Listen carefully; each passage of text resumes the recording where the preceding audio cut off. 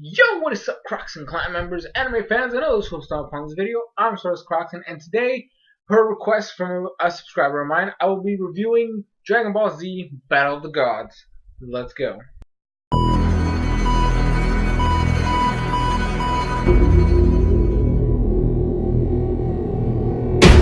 So Ash Ketchum asked me to watch Dragon Ball Z Battle of the Gods and review it.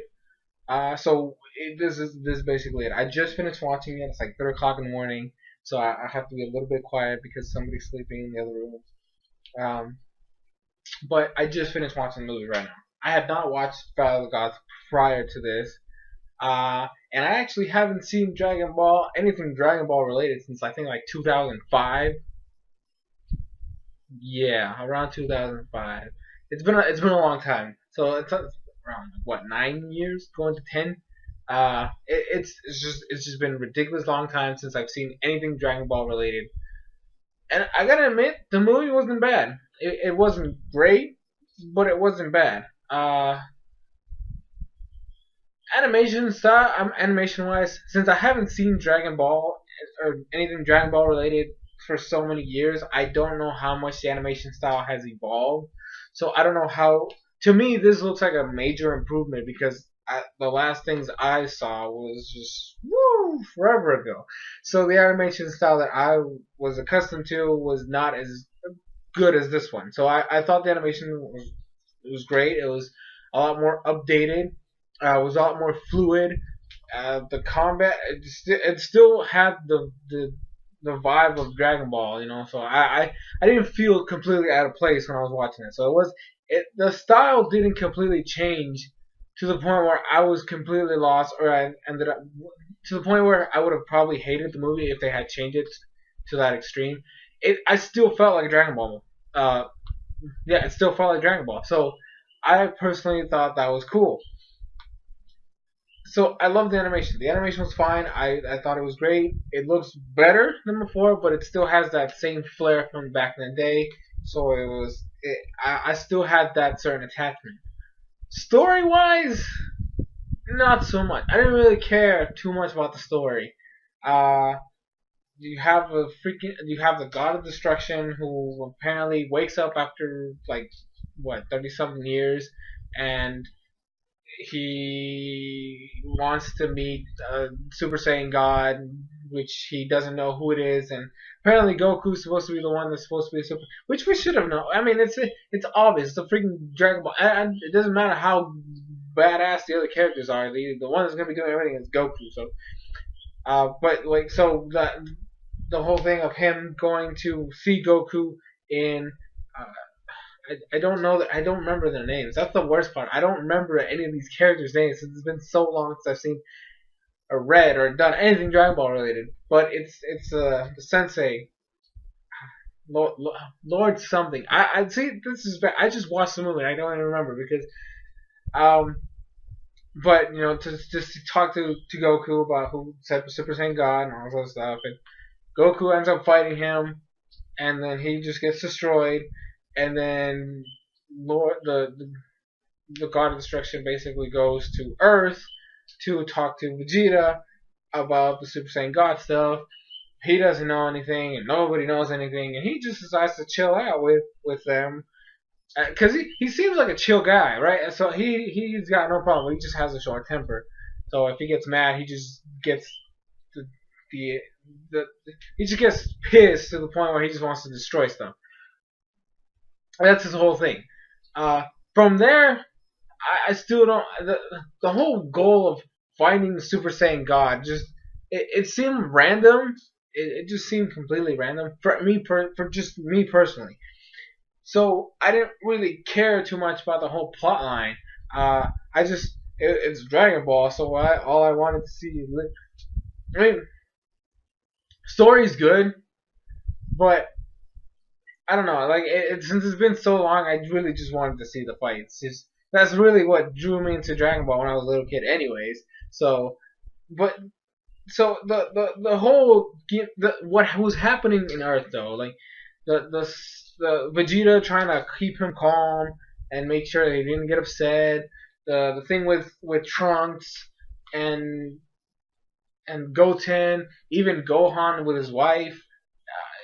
Bulma's a whole just I got some sense of nostalgia because like I said, I haven't seen any of these characters for so long, and since it's been so long, I don't remember everybody. Well, I don't remember everybody. I remember key people because I was exposed to them so much back then. But anyways, so that whole part though, I felt really awkward because it's like, yes, it was nice to see all the characters and it was nice to see the personalities again. It was nice to see how they acted, but it felt kind of bland for a minute there, and especially seeing Vegeta act that way was really really bad for me personally because I still remember back then Vegeta was probably my favorite character, and then Piccolo. I remember that. I remember that strictly. Vegeta and Piccolo were like probably my favorite characters in the entire series. So to see him groveling like that and like it was not good. I was ashamed as a Vegeta fan. I was ashamed. He did redeem himself later on, which brings another thing. That was stupid. The way the whole I'm gonna destroy Earth scenario showed up. I gotta admit, I was kind of stupid. The freaking Boo is eating pudding, and he wants the dude wants a pudding, and he doesn't get a pudding, so he's like, "Oh, I'm gonna destroy the world because you didn't give me a." What the? How do you get so upset to the point where you want to destroy a world because you don't get to eat a pudding cup? Like that was stupid as hell. And then he just wrecked everybody. It was the fight itself was just completely random, and then everybody just got destroyed, even Vegeta. And then freaking Bulma's the first person that gets to hit him is freaking Bulma, and he just smacks him in the face. And I'm like, really? The least the character who you would expect the least to have any chance of even touching this man is the first one that lands a hit. How does that even work? Like, it completely blew my mind, like straight up. And then she got just smacked down, and then Vegeta, that's when he got pissed, and then he went in and did some damage, but then he still got destroyed, and then Goku shows up, and then even Shenron, when he showed up, I was like, even the Almighty Dragon, which is the thing, like, Shenron was one of those characters that you honestly knew was gonna do. He's supposed to be almighty. He grants everybody. He grants your wish. Like, he can grant any wish, and all of a sudden he's freaking scared of a little Anubis-looking guy. Like, what the heck? Like, it was pathetic. It was pathetic. That's all I gotta say. And then the fight with Goku, the fight between Lord Barrack and Goku. I was like, okay. He gets God mode, so it's supposedly God versus God. And I actually thought it was an animation mistake when all of a sudden I saw Goku in his regular form. I'm like, wait, did they? Wait, because it was like it was a random situation to where I was just completely lost. I honestly thought it was actually an error of the animators, but then it was so bad, the transition, that I honestly saw it as an animator mistake more than actual part of the story. Like, it legit. Like, I honestly thought the people that were drawing it and animating it made a mistake to make Goku look normal. You can't have that happen. That's bad. He just randomly loses God mode, and then he's still fighting, and he goes just regular Super Saiyan. And then, because he went Super Saiyan 3 before, and he couldn't even land a hit on him, and all of a sudden he's Super Saiyan 1, and he's giving him a run for his money. What? I don't know. It was confusing. Like I said, the story of the movie was terrible. It was straight up. I didn't care too much about the story, but it was a freaking Dragon Ball. So the fights were awesome, regardless of whether they made sense in the storyline. The fights were great. They were great. They were great. They were cool. They were awesome. It was I'll give it that. I am a little disappointed with how the fight ended because it wasn't really an ending to a fight. Like it's just they talked and then Goku was like, "I give up," and then the dude is like, "Okay," and then Goku falls and I'm like, "Okay," like it wasn't really an ending to a fight. Um, I also like the fact that the servant, like, because I think it's Lord Baron or something like that. That's the name of the Anubis guy. His servant follower dude is apparently stronger than he is. So it's like it's ridiculous, right? And so like cuz he goes on to a whole speech about how he might be the all powerful in this universe, but there's like 12 different universes and they all have their own specific almighty god peoples and apparently there's others that are stronger than him and all this other stuff. Anyways, the point is, he doesn't destroy Earth. He just like breaks a rock and then they leave, and I'm like, okay. And that's essentially it. And then like when they're back in his homeland with his servant dude, they have sushi because they love freaking Earth food.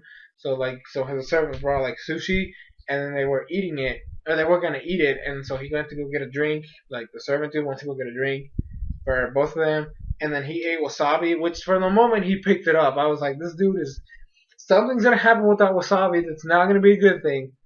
And then he ended up not like the wasabi basically just destroyed him because it burned up, and then he like blew up like 3 planets that were around his area, and then the servant dude like comes in and like whacks him to the ground. I'm like, wait, he was being serious? This dude went toe to toe with Super Saiyan 3 Goku, and for a short amount of time, God mode Goku, and he gets smacked in the freaking face, not his face, but his freaking neck by his servant, and he gets knocked out. I was like, that was anticlimactic as hell, like straight up. But overall, like I said, it's still Dragon Ball, so I didn't expect a very like convoluted story. I just expected a badass fights and just awesomeness because that's what it was. But yeah, so that's basically all I really have to say about it. The music was fine. I thoroughly enjoyed the music. The soundtracks I went back, they're all nice. Like I said, I like the visuals. I like the way the animation style was made. It was great on that perspective. The story was just crap. If you're a Dragon Ball Z fan, you're probably gonna like it just strictly because of the way the fights are. You're not gonna care about the story, to be quite honest. And to be quite honest, since it's Dragon Ball Z, I honestly should have expected to go in without giving a damn about a story because that's not what I saw Dragon Ball Z for when I was a little kid. But anyways, guys, that's gonna be it for this review. Ash Ketchum, I hope that even you're not disappointed with my review, but that's just my thoughts, obviously. Anybody else, that watched this review, feel free to leave a comment in the comment section down below. Very much appreciated. Also, if you would please, I'm going to leave a link in the description for a video that has a straw poll dedicated to it.